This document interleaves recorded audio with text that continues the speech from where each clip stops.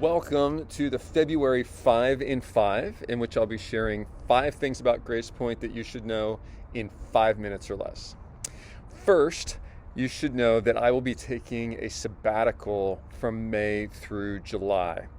This is an amazing blessing that our elders make available to pastors after they've served for 7 years. Last year, many of you will remember that Pastor Steve had a sabbatical, and I have seen firsthand just how beneficial that was for him, both personally and also in ministry. I have plans to do some training to sharpen my preaching skills and also do some travel and enjoy some downtime. Really looking forward to that. Secondly, related to sabbatical, there is a plan in place for all of my responsibilities to be covered. That includes preaching, pastoral care, staff supervision. You'll hear more about that in the coming months. Number 3, Jason Gwines has joined our staff, but not only our staff, also our pastoral team. I am so glad to have Jason. It's just been confirmed over and over again that he is the right man for this role. I invited Jason to shadow me in pastoral care calls, and recently we visited together someone who is grieving the loss of a loved one. And can I just say that if and when Jason brings pastoral care to you, you will be blessed. He has a huge heart for people, lots of experience.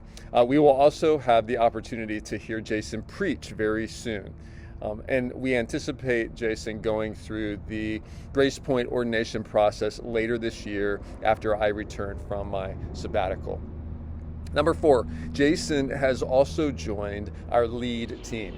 We don't talk a lot about our lead team. It now includes 5 people.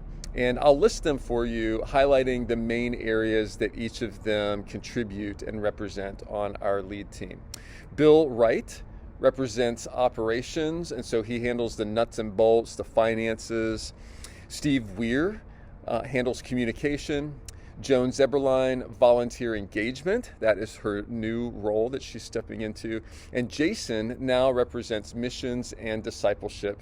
And then there's me as well, part of that team. Simply put, the Grace Point lead team leads our staff. We set priorities and handle key decisions that keep us all on track with our mission and vision as a church.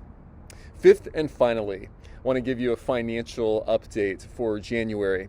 I'll just shoot straight with you. Our giving right now is behind. You can see there our January giving is behind expenses. That's not really unusual because after the holiday season and the generosity of December, a lot of times January giving goes down. You can see there now our year-to-date giving, and our year starts in July 1st, our fiscal year. You can see that we are behind by a little over $73,000. And so that's some sobering news.